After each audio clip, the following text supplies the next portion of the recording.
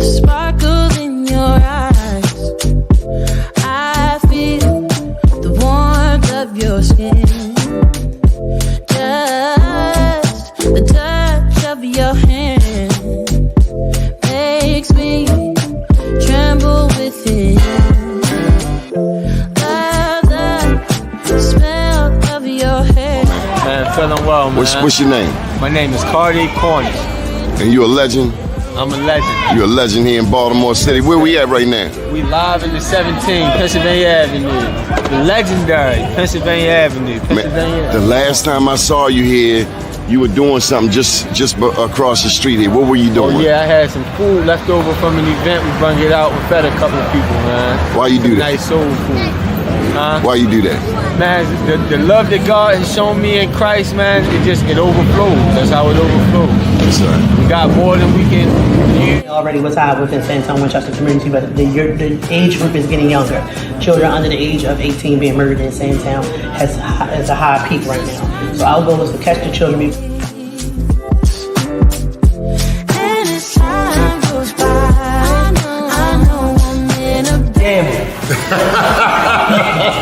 You going hard, man. You going hard on that man today. So what do you think, Mr. Mayor? You got manufacturing right here, helping our young people despite all of the challenges in the city of Baltimore, right here on North Avenue. No, it's really about the growth. Just knowing where, being there when they were down in Port Covington and seeing how far it's grown. Like you said earlier, like getting the Soul Bay, you know, where we got the Soul Bay at the beginning, but now being able to, when I'm at Canada Yards, get it, or anytime I'm down at Harbor Place to get it, and folks to not even know, but they gonna know now that like this is coming from young people in West Baltimore, right there in West Baltimore on North Avenue, where they think nothing great comes from, but they can see it in what the young people do. It's the things that you do. Here on the plains of Mississippi, now right here, French Floyd Mathis. A beautiful town, just leaving Algiers, which is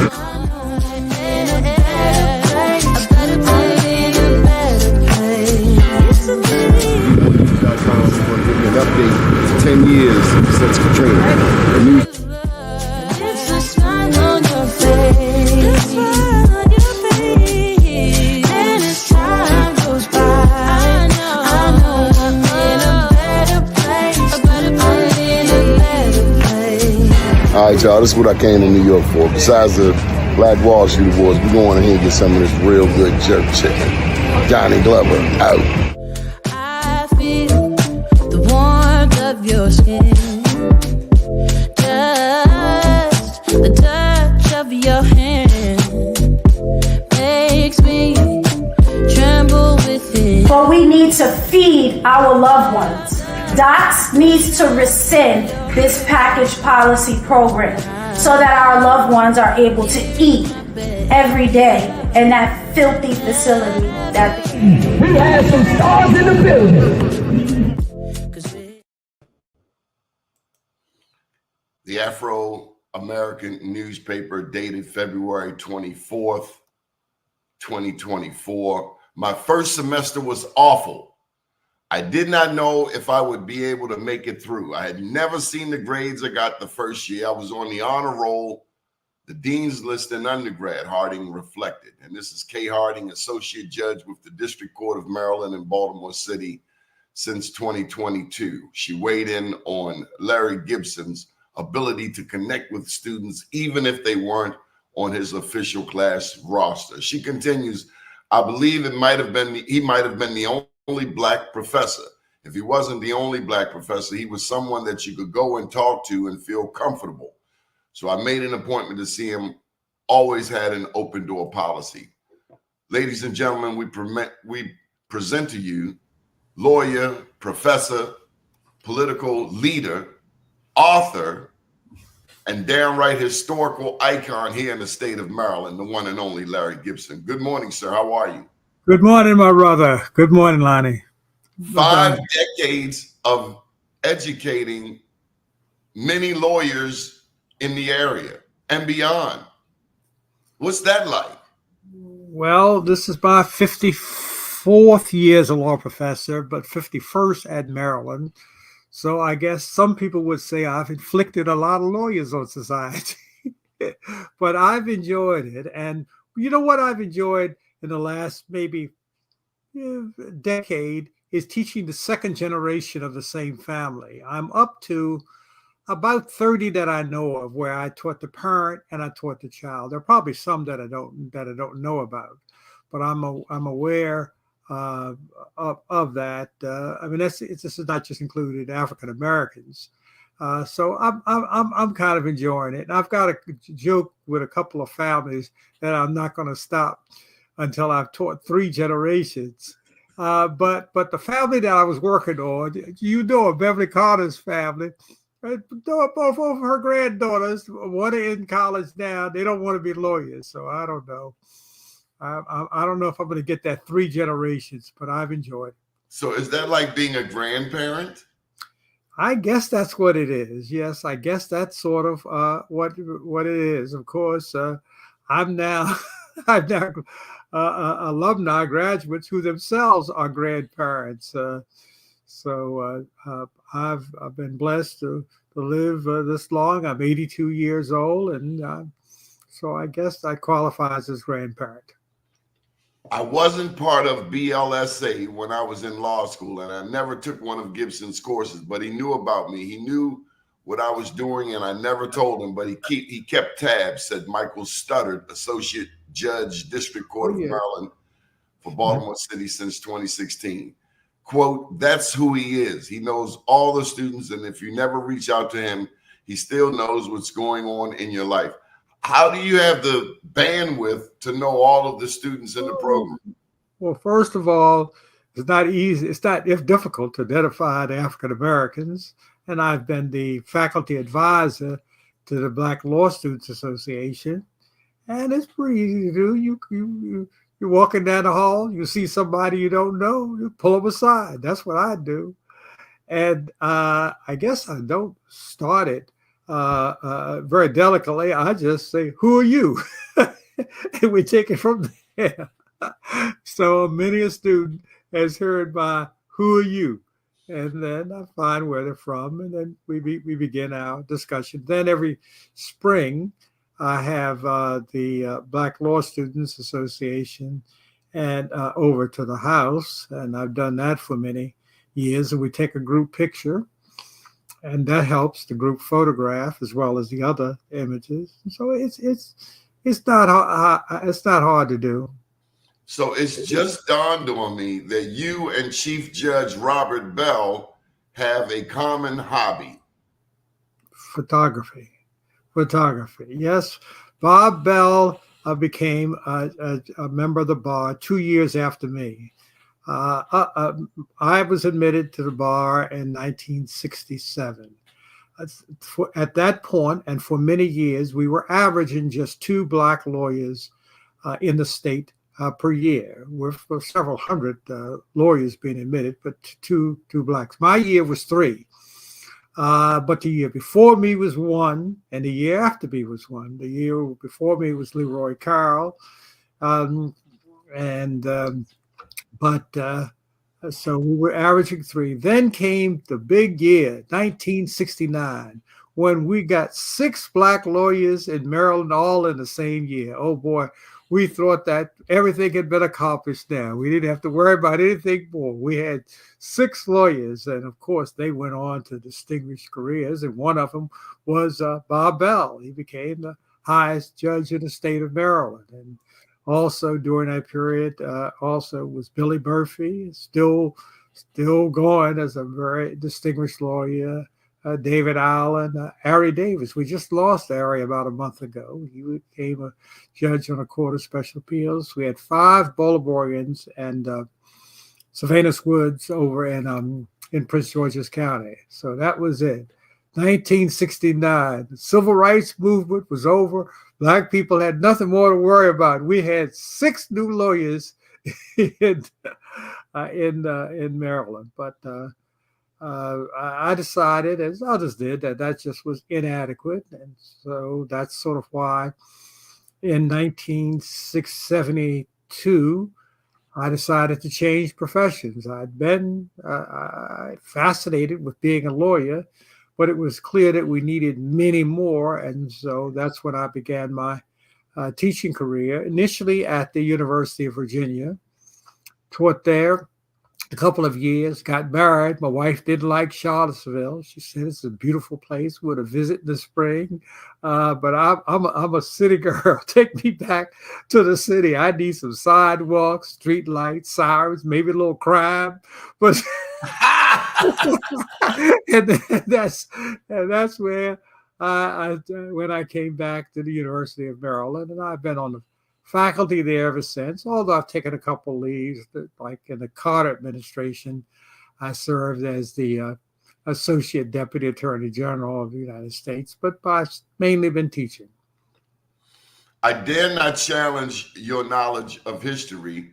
However, in 1910, Baltimore Mayor J. Barry Mahul introduced an ordinance which in effect said that blacks could not move into white neighborhoods and whites could not move into black neighborhoods, setting off an era and pattern of segregation. Well, it's the first truly apartheid legislation. Let me explain what I mean by that. Of course, there had been discrimination against blacks in housing for many, they had been for many years. But this was the first time that a municipality actually made it a crime, beginning in 1910, for a black to move into a block that was predominantly white. The law was challenged a few times. It took them about 3 years to get it right, but it then became a model for the country as it moved around and be adopted around the country. It was called the Baltimore Law. Wow, I didn't know that. It was called the Baltimore Law, and but it was that statute was not there long, because in, let's see, trying to remember, I want to say 14, but the Supreme Court ultimately declared it, I think it's 1914, unconstitutional in a case called Buchanan v. Worley. And that's when the real estate industry switched to using the restrictive covenants and putting it actually in the deeds. So most of the housing segregation for the longest time in Baltimore was implemented quite efficiently by a combination of redlining, which is lending organizations, including the federal government, not lending to blacks to buy houses in predominantly white areas, and the restrictive covenants. But there's some fascinating things that happened during that period. Baltimore was a much smaller place then, and originally the law only dealt with housing. Then they changed it to black institutions, churches, and schools. And one thing that happened there was the expansion of Morgan. Morgan was down on Fremont Avenue, and they wanted a larger campus, but they could not find any place inside the city. The city limits, the northern limit was North Avenue.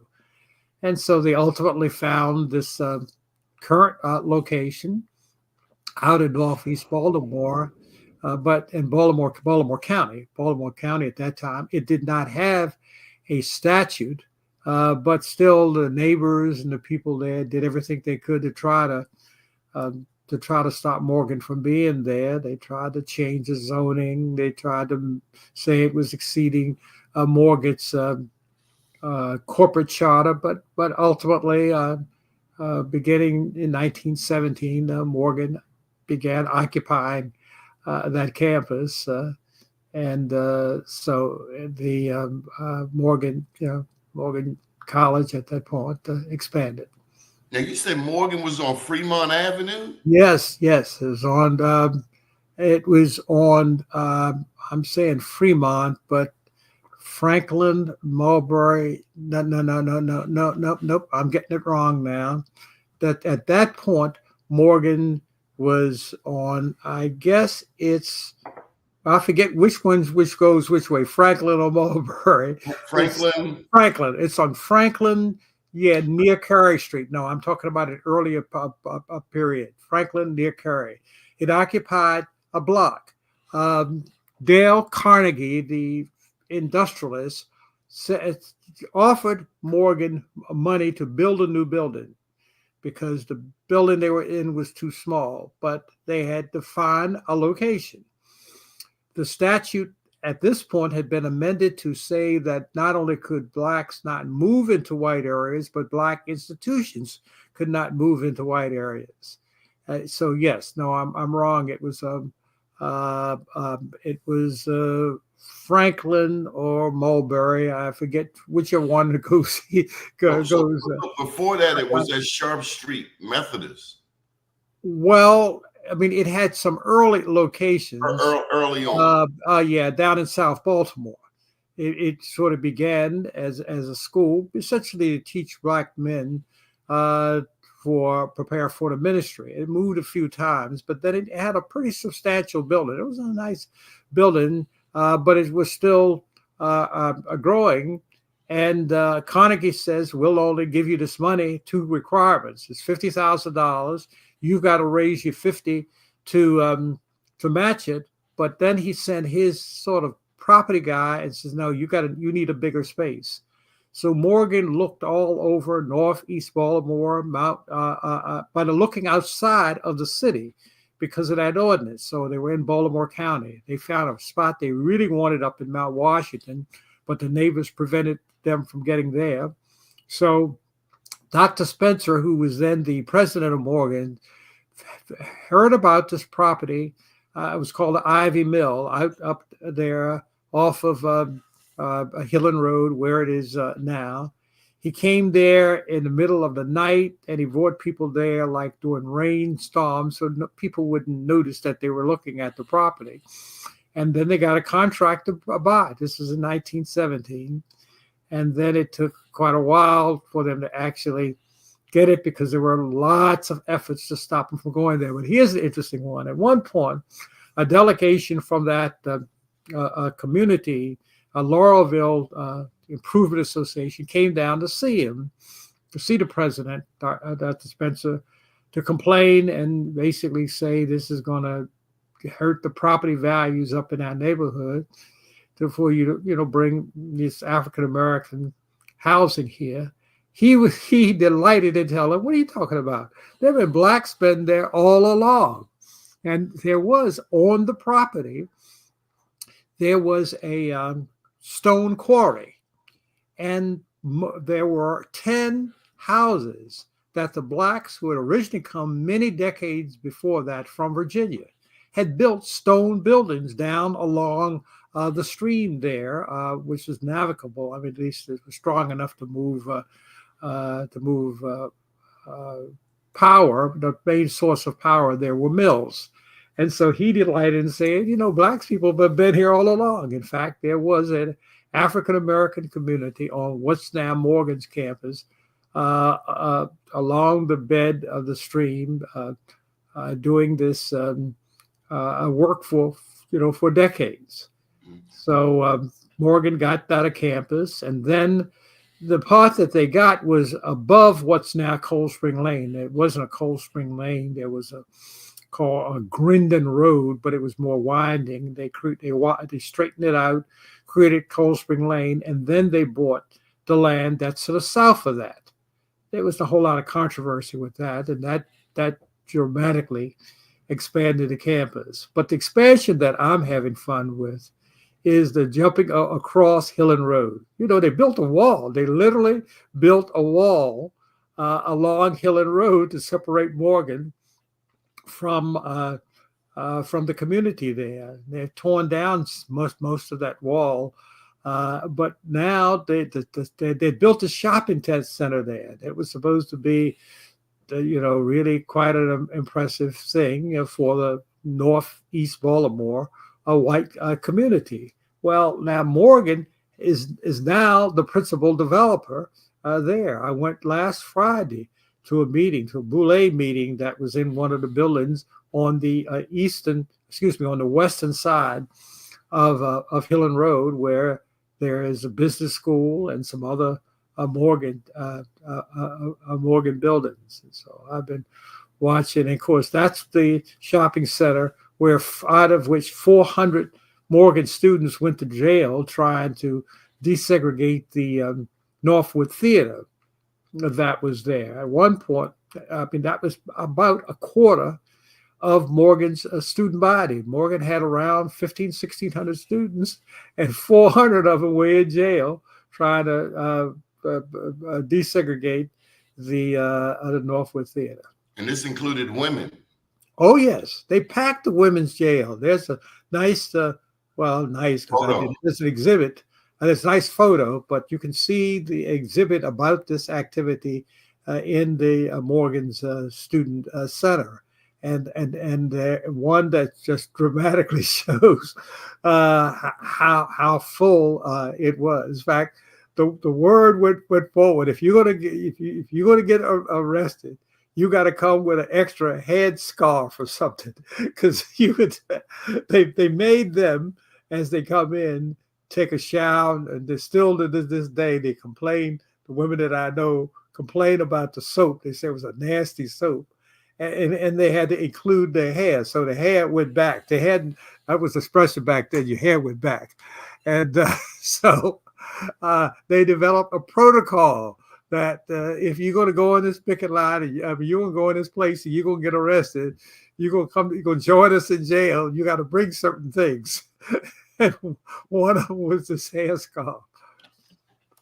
Does the name Grandison Hole mean anything to you? And Michael Haney, I just sent you a link, so you may want to share your sentiments. Yeah, on. I'm trying to remember it is. I'm old. I'm trying to remember. Give me yes, it does, but I can't tell you exactly. Give me a hint. Hoes Heights. Oh yes. That's over near what we call Roland Park. Oh my Lord! I knew a lot of folks that from there. There was a historical Black community up near where that tower is there. Oh yes, I remember the guy. I learned about it when I was at high school at City College, because there was a group of guys who came to the city from there. I'm trying to remember, am I talking about the right place? Because I know it was a historical Black community. Remember, we had all over the state of Maryland Black people who in relatively small Black communities in the city and the county. I have on some exhibit that I did a map that shows the historical Black communities. For example, in Baltimore County, there were many of them, and Hose Heights was one. So Hose Heights. Now I understand that there was a white man who wanted Grandison Hole to sell him that area, which is Hose Heights, and move to Cross Keys. What I didn't know is that Blacks had already been living in Cross Keys. Oh yes, there was the part where what's now Cross Keys. There was a Black community there. Now let me make sure I'm not confusing Hose Heights. What was the name of the Black community just above what's now Northern Parkway, immediately to the west of York Road? What was that Black community called? It's not Morgan Park, is it? No. This is a York Road, not over there. Morgan Park is to the east of, and there's another whole story there, the east of the campus. That's part of the reason that they resisted the school coming there, is Morgan made it clear that they intended to build some houses. They needed housing mainly for their faculty.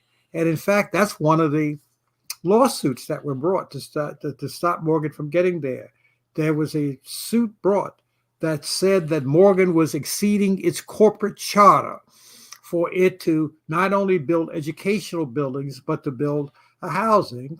But the Morgan won that a suit, and it was pointed out that many colleges and universities around the country have residential communities. But they tried to change the zoning on Morgan. They tried to invoke Morgan's charter to get up there. They tried to buy them out. They offered Morgan close to double what they had contracted for it, for them to take that money and not move there. They were absolutely determined to try to prevent Morgan from getting there. But as I said, when Dr. Spencer pointed out that blacks had been on that campus all along, that was a.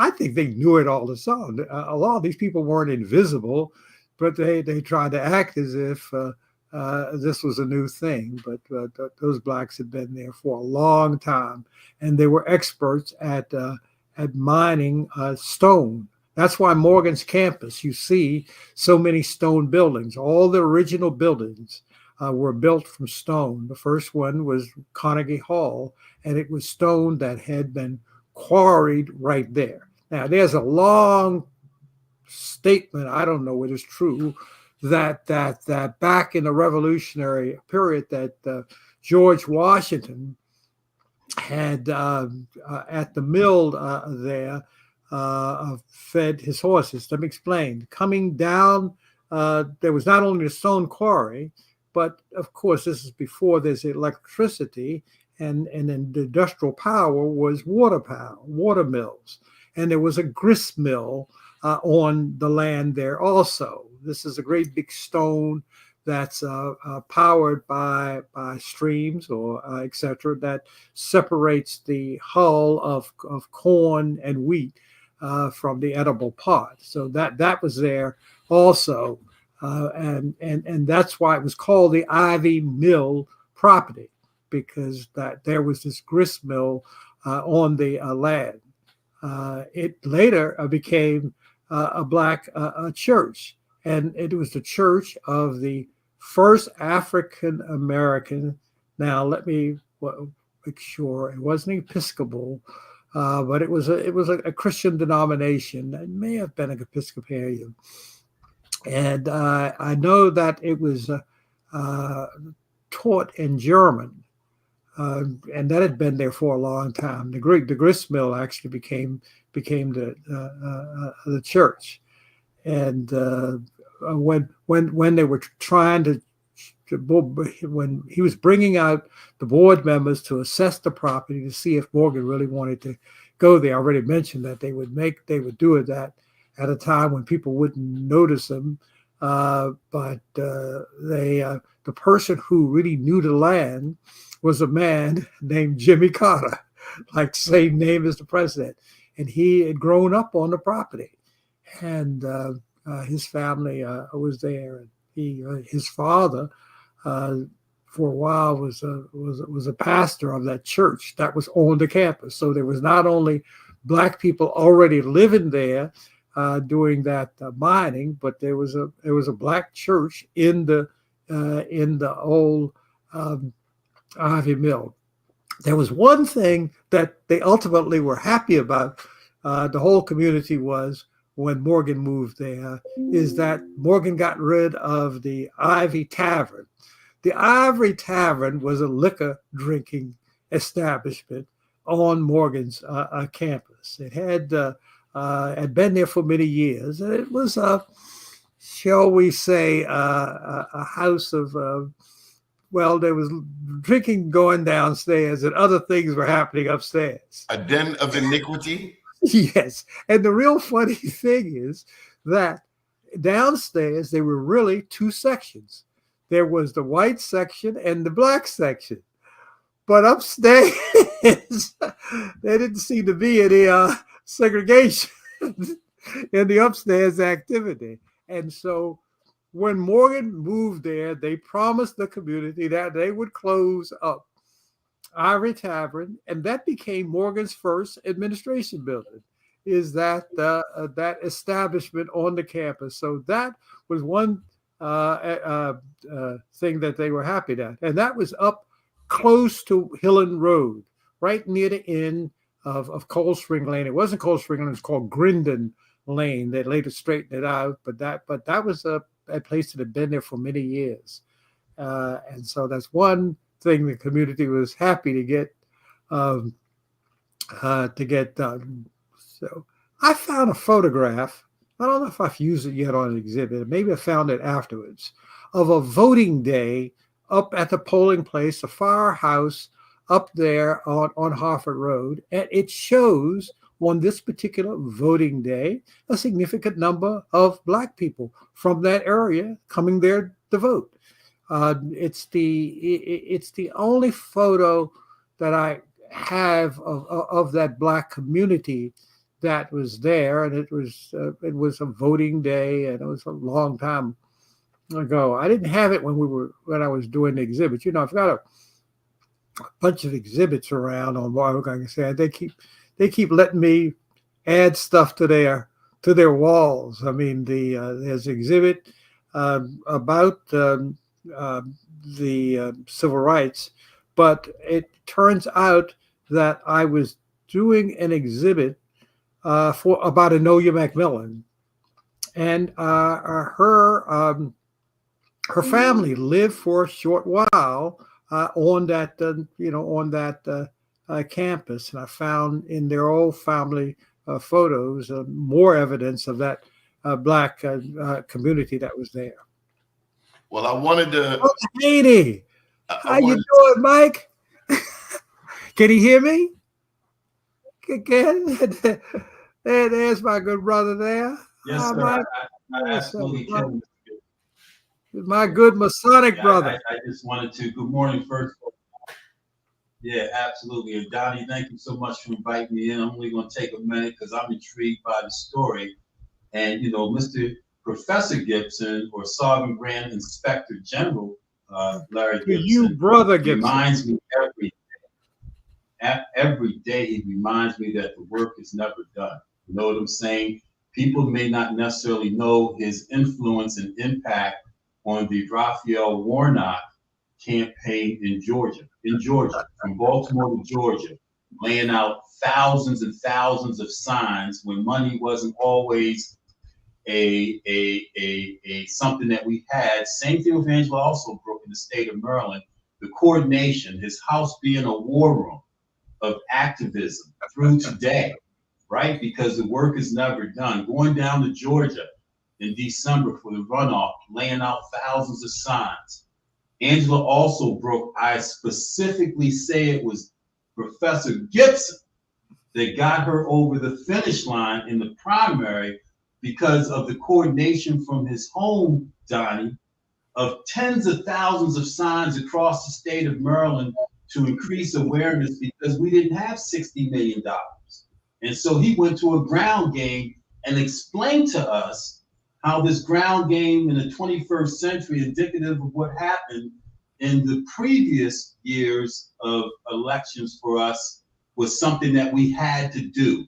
And there is no doubt in many of our minds that this ground game that Larry Gibson coordinated out of his home was instrumental in Angela Alsobrooks. So our work is never done. Mr. Gibson continued to remind me that he's 82 years old, Brother Haney, and I can't do what I used to do, but his energy and influence on the processes that affect us today, we have to ensure that we recognize it by going to the polls and voting. That's all I'm saying. Let's go to the polls and vote so that we can recognize the influences of people like Professor Gibson, SGIG Gibson. Thank you so much, sir. I just wanted to say that too.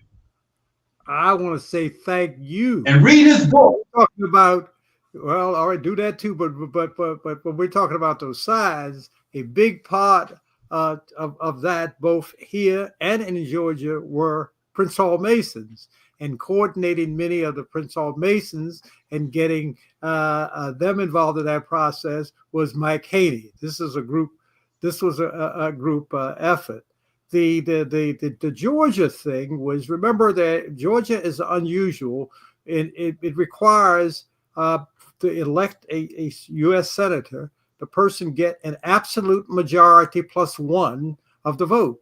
And if there isn't, it's not the highest voter, you got to get at least 50%. So they always have runoffs between the top two persons. And this was two elections at the same time. There was a regular election, and then there was someone that moved on. So it was Ossoff and Warnock, each in very separate elections. And what concerned me was that they weren't running together. They were being cooperative, but each had their own separate sign. And my concern was that some of Warnock's voters, mainly African Americans, were not going to vote for Ossoff and vice versa. And they wouldn't get a joint sign. So we just designed a sign up here in Baltimore, and 25,000 of them, and went down and set up operation in Georgia. The other thing is that the campaign seemed to be overly focused in the large areas in Atlanta, Savannah, Augusta, Columbus, but not enough being done in the red counties. But those red counties would have 20 or 25% Democrats. So I didn't even know Georgia. Get the Masonic thing. Contacted the Grand Master in Georgia. He found a location for me in literally the center of the state, just below Macon, Georgia, a place called Warner Robins, and a catering a place, a black-owned catering place. And we had assembled the signs. That was mostly Prince Hall Masons down there who did that, and then contacted the folks, and they from one end of the state to another. We distributed signs in 109 counties in Georgia, and I think it accounts for the success of both Ossoff and Warnock. And but that was a group effort involving a lot of people. But I give a lot of credit throughout the state to the Prince Hall Masons, because they sort of stepped up, as they have with respect to Angela Alsobrooks. I mean, in Wes Moore's campaign, the lodge was assigned the Route 50. And we could put things other places, but their main job was to see that it was impossible to get to Ocean City without running through several gauntlets of signs for Westmore. First of all, we first brought Westmore into the lodge. We made him a Mason. And then we said, you got to support your brother. And so beginning at Easton, Cambridge, Salisbury, all the way down to Eastern Shore, there are Masonic lodges. And exactly, we knew what would happen. We'd put the signs up and they'd come down. But those brothers just put them back up. And we've done the same thing for Angela Alsobrooks. So, yep, I put up a few signs over time. But Professor Gibson, I think what people have to understand is the significance of the strategy. The strategy in the 21st century being boots on the ground, feet on the ground. Money doesn't always, as with Rome, money is not always king, but energy and your commitment, your smartness, your awareness, your coordination. Let's not underestimate. We need this history. We need to understand that perhaps when we're all long gone, that it's just this simplistic strategy of, first of all, caring, and second of all, deploying the energy necessarily to get our people over. So 2 U.S. senators, potentially a direct result of this man that you have on your show, Doni, being elected to the U.S. Senate. 2. And that's all I want to say, man. Thank you, Doni. And I love you, Professor Gibson. I love you, brother. And thank you so much. Thank you. Thank you for your words. Thank you for your help. And we got a few more weeks. We got a little more work to get done here. And oh yeah, somebody pointed out Maryland's campaigns. Yeah, the first 2 campaigns. Yeah, we did a little work. And it's been fun. I've enjoyed it. It keeps me feeling young. even though these bones are getting a little creaky, but that's okay.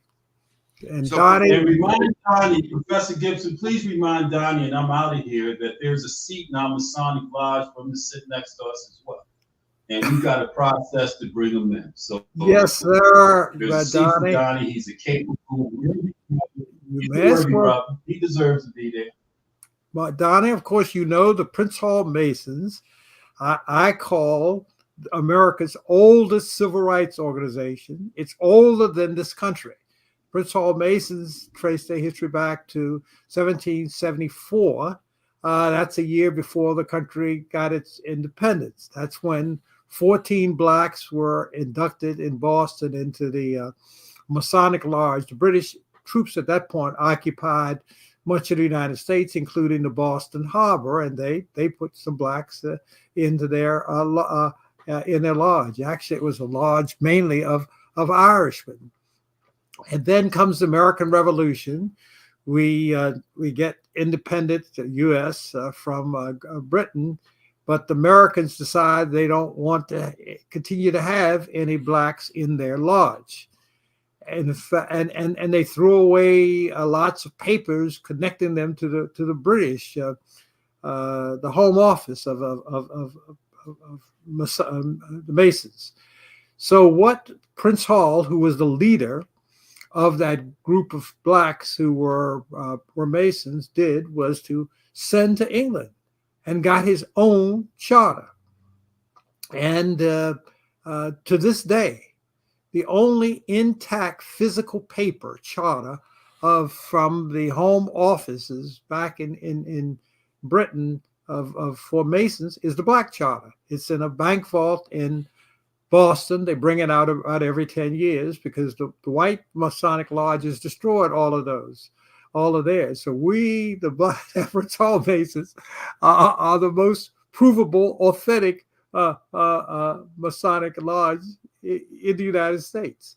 Now, of course, over the last 20, 30 years, we're starting to, the white lodges and the black lodges have started to mutually recognize each other. And we have in Maryland, I can attend any white Masonic, predominantly white Masonic lodge in Maryland, and vice versa. And each of them has persons of the other race, and that's happened in almost every state now. But the Prince Hall Masons were leaders through the abolitionist period, through the Civil War, the very much so in the U.S. colored troops. People give credit, and in some respects do, to Frederick Douglass for the beginning of the U.S. colored troops, but actually he came to Boston, and it's the Grand Master Hayden who really was responsible for the assembly of the 54th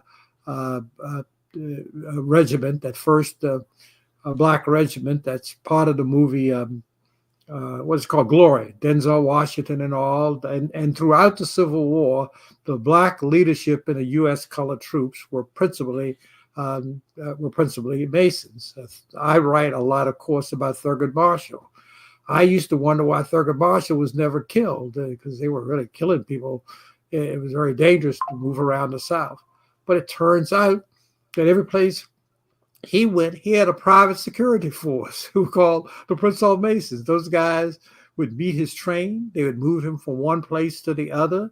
They would change his location where he would sleep.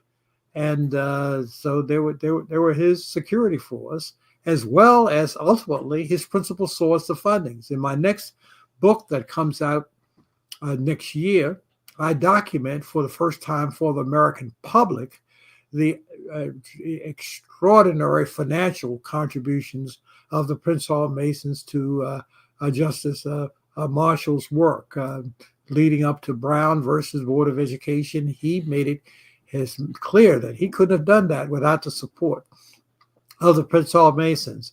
With my students and I are now putting all of this into present day value, and we're going to land somewhere around $4 million out of Prince Hall Masons and Masons connected organizations direct contributions to Thurgood Marshall's work. It's a part of American history that is in Masonic literature. I don't know if anybody in literature has put it together. I think I'm the first time putting it all together, but that there were these significant contributions. But I'm going to now put it in the general literature in my book that's being released next year. Professor, I just learned last night, and it brought tears to my eyes. After leaving Lamel, I had the opportunity to go to high school up on Falls Road. I did not know that you attended Baltimore Polytechnic Institute. I went to City College. No, I did not attend Baltimore Polytechnic Institute, and you knew that too. I went to City College in 1956. The Brown decision came down in 54. My brother, who was a couple years ahead of me, was at Douglas. They selected him and some others to come to City College in the fall of 54. But I was one of the first two in the A course at City, and I came to City in 56. So how does it feel to be a part of? I mean, your pal, your comrade, Kurt Smoke. My understanding is, and I don't know if you are, is now a part owner of the Baltimore Orioles. I'm delighted. I love it. I went to that last game there at the stadium up there, and I was there with Kurt at the Otis box. So it's just fun. I look around and think about old days, and and I don't hardly even go to baseball because I used to represent for about 7-8 years. I was a principal lawyer for the umpires union, the National Umpires Union, and so when I go to baseball now, still I pay attention to what the umpires are doing, but it was an absolute delight to just sit there and think about that. So there have been some. Before I lose this thought, I have to ask you, what would you share with today's lawyers? No doubt you've shared the significance of having Black lawyers, the history of Black lawyers here in the U.S., here in Baltimore. What would you implore upon today's Black lawyers, to the current generation? Is the fight still alive? Do they need to know about Enola P. McMillan and Thurgood Marshall? Yes, and the fight is alive, and I am proud of what Black lawyers are doing. We've got some good ones, and a few of us old. Billy Murphy, myself, still around. I like what I've seeing Black lawyers doing, getting elected, but bringing lawsuits and helping create organizations. A lot of them now aren't mainly practicing law. They get the law degree and they go into various business developments. I am pleased and with the young men and the young women. But I see going across the screen here an advertisement for Bob DeShields. Oh man, the representation of Black business people and getting people started. So I think Black lawyers are very much a part of the reason that some of the progress we're making. And what I really delight is to see the leadership that they're taking, in addition to the practice of law, in the business world and in the communications and world. So I mean, this is my 54th year teaching. I'm going to retire at the end of next year because my book will come out, and I'll be spending time with health is okay, running around the country on that. It's my second book on Thurgood Marshall, I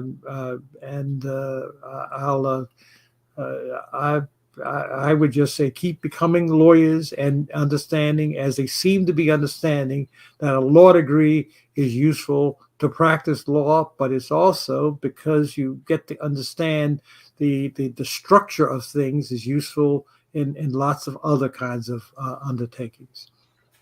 It's been said that the Republicans registered as Democrats to help Alsobrooks beat Trone, only to confuse political operatives like yourself. So Darius, our good friend, the mayor of Sandtown, Darius George Hall, poses the question, do you think Alsobrooks can beat Hope? First of all, let me talk to you about Darius Hall. Darius Hall has been involved with political campaigns and advancing the interests of Black people for a long time. I remember him as a youngster doing when we were heavy into signs, but there was an ordinance that said in Baltimore you couldn't put signs on the exterior. It was an unconstitutional ordinance, but later got it declared unconstitutional until a certain date, the withdrawal date. But we could put them inside, and we would go down, particularly row houses, and put them in the inside window. Now imagine this. You certainly couldn't do this now. Back then, we would ask permission to come in. And people would let you in the house. You go in around, go to the living room, climb over that sofa that was always there, and we'd literally go in the house and paste the sign facing out in the living room front window. Right now, that's I mean, we're talking to 20, 30, years ago. So now, what was Darius's question? Oh, yes. Can also absolutely. And not only is she way ahead on the polls, but I've been just watching the early voting numbers as to by mail, way ahead of the Democrats are. And in fact, I'm going to give you that, but we're going to get in-person voting real soon. But I watched the mail, and I think Democrats have sent in Maryland. I'll tell you, it's close to 70% of the Maryland early voting by mail. Now we're getting ready. Now, well, it's 67%. 67% Democrats, 18% Republicans, 15% other. Not only that, I think that there's going to be a strong vote for Democrats across the board, but including Angela, from women. And so look, the gender thing in Maryland, of the early votes that have come in so far by the mail voting, 57% women, 43% male. But if you go by the requested, so that we've got 810,000 early voting ballots that were requested, only 300 and some have come in. It's 65% party, 65% Democrats, and just 15% Republican. And on the gender issue, let me find out what that is. 58% to 52%. So all of the combination of the polls, the actual voting, the ballots that have been requested, there's every reason to believe that she's going to win. So I got to pose this last question, and it's not sad, but I want to send a shout out in heaven to our mutual friend Malik Rahman. You're doing that because I was talking about size. That was Malik was a handsome guy. As we going down the street trying to get it, he could get it. If a woman came to the door, she said, he can come in and put the sign in the window. We heard that. Boy, well, him and what's that? Spilios' son, Dimitri Spiliadis. Those two guys could get in any woman's house to put in, sign up in any window they wanted to. Yeah, my brother Malik. We went through a lot of campaigns, all the Kurt Smoke campaigns and the Clinton and the presidential, and oh yes, that was my comrade in arms. What a beautiful brother. Yes, Come on, Michael Haney, take your big brother home. You got 3 minutes. Hey, I've just been in back of the studio, just mesmerizing, and I think people have to really listen, what is being said, the history, Thurgood Marshall, the Civil Rights Movement. We're hearing history in real time.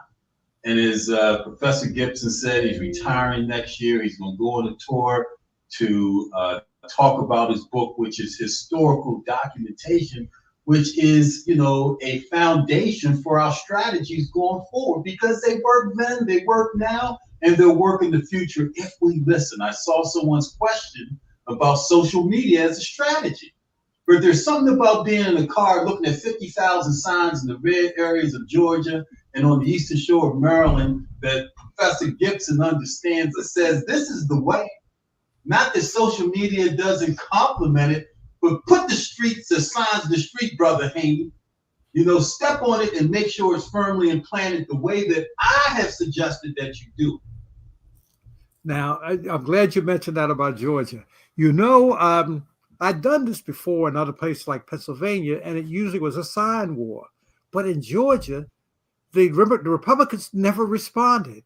When we put them up at 109, mainly Republican counties, when it was by election day, it looked like all of Georgia was Democratic because the Republicans never responded. They were so surprised, I guess. They had a few billboards. Both sides had a few billboards, but we put out 25,000 signs, and as I said, from one end of the Georgia to the other, and it caught the opposition by surprise. And wow. And how did you get elected an African American and a Jewish guy as the 2 senators for the state of Georgia? A lot of hard work. What I'm intrigued about, Donnie, what I'm intrigued about, I was listening to Professor Gibson talk about the data, the statistical data, like he's getting it in real time from somewhere relative to the Senate race here in Maryland. I'm really curious about his thoughts about the national presidential race between Kamala Harris and Donald Trump, his predictions, his thoughts about that, and what we need to do to embrace that race nationally. All right. Well, first of all, I'm looking at the data on a state-by-state basis, and the pattern is pretty clear. Forget the polling. I'm talking about the actual voting. Let's take, everybody's been talking about Pennsylvania. Well, Pennsylvania doesn't have an awful lot of early voting so far. It's only just 800,000, but 64% of that's Democrat and 27% of that is Republican. Now the polls would be different, and they got 1.7 million requests. People just haven't turned in. There's a million they haven't turned in. That's 60% Democrats and 29% Republican, and then 11% other. But also the women vote. In Pennsylvania, 57% men have and 43% female. I mean, if you go and look at the actual data, this is so far. Listen to this: 43 million mail-in and early voting. No, I don't want the requested. I want to no 13. I didn't think that. Just under 14 million mail-in and early voting ballots have actually been cast. Let's just focus on not what people say they're going to do. 13 million. It's really 13,900,000. Let's just say 14 million. 47% of that is Democrats. 36% is Republican. And I think there will be a greater crossover vote of Republicans voting for the Democrats the other way because of these Republican leaders who have come out. look at the gender gap. Again, this is important. Of those 14 million ballots, these are not what people say they're going to do, but these are the people who showed up so far. Combination of mail-in and early voting in person. There are 14 million of those are in. 53% female, 45% a male. So women are outvoting men, and Democrats are outvoting Republicans. And I can give you that, state by state. And so everyone's learned how to game the polling. Well, what are you going to do and who you're going to vote for? And then whoever's conducting that applies what they think will be the composition of the voters. This is the actual numbers of the actual votes that have been cast as of this morning. And some of the battleground states, let's go to, let me just, for example, big state, real important is Michigan. Let me see, as of right now, what's the deal? There have been 1 million ballots cast in Michigan. 1,025,000. 54% are Democrats, 36% Republicans, and 10% others. You would not get that from the media for some reason. Well, I don't why people. I mean, Democrats. I mean, these are actual voting. And let me see how it is on gender. 56% of those million votes were women, and 44%. And you go back to the polls, every poll is showing that women are, because of the abortion, the voting rights issue, are more heavily leaning towards the Democratic candidate. So by the numbers, now the numbers could change. We're going to start early voting in Maryland this week, and there are other states that are going to start this week. But going by the pattern right now, you have to be encouraged. I found one state where men are outvoting women. Let me see if that's still the case, and that was Arizona. No, that's been switched now. As of yesterday, now it's just 47% women and 46%. Women have caught up. There was a gap as of yesterday. So now in every state that women are outvoting men. In every state. In every state, yes. The last holdout was Arizona. Yes, in every state where they are, where there's early voting and in vote. Okay, let me just see what's happening in Georgia. I've been keeping an eye on Georgia. Let's see if my Georgia numbers are. Okay, now Georgia's had 1.4 million early and in vote person voting. Oh no. In Georgia, the Republicans are outvoting the Democrats. Wow. 49, but remember, it's usually overwhelmingly. But now, no, Democrats are 46% of the party of the vote. Democrats, Republicans are 49. So that's many states like that. But in Georgia, as of this morning, I think that was so also the yesterday. So Georgia is week one. Let me just see what's happening on the gender. 55% women and 45% men. So that will balance that out a little bit. But it's one of the few states.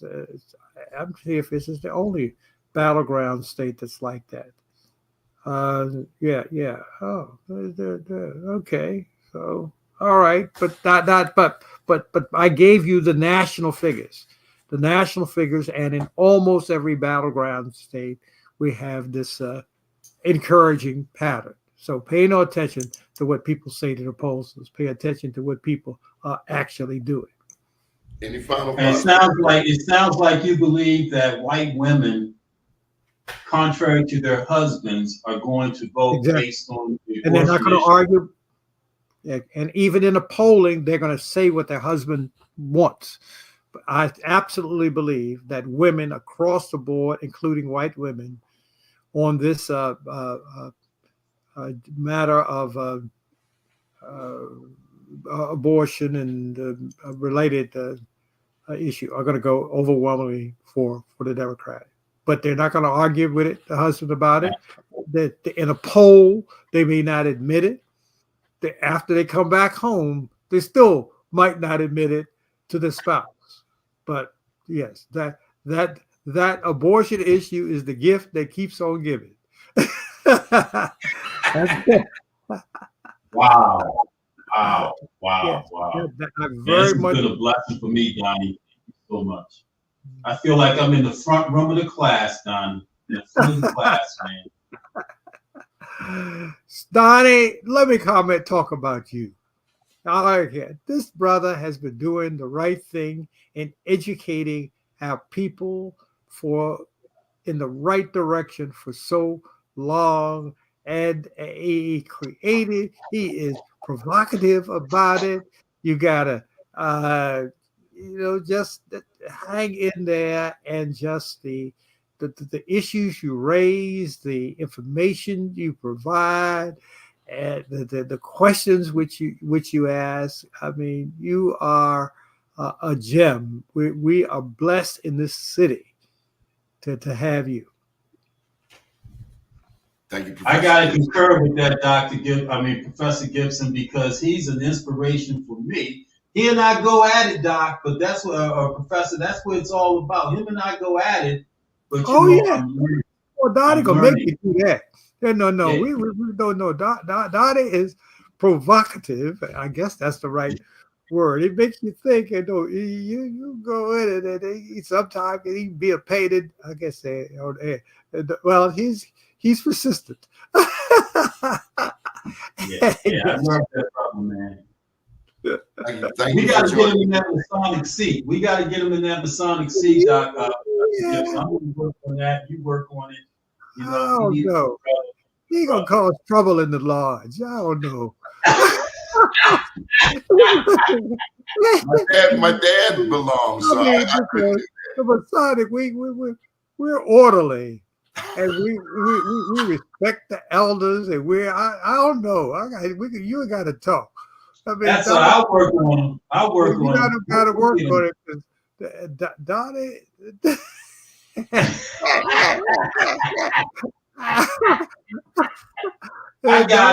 Doni ain't accustomed to the younger guy, the newer guy sitting over here, or this person who's got this other title, just being respectful to them because they got the title.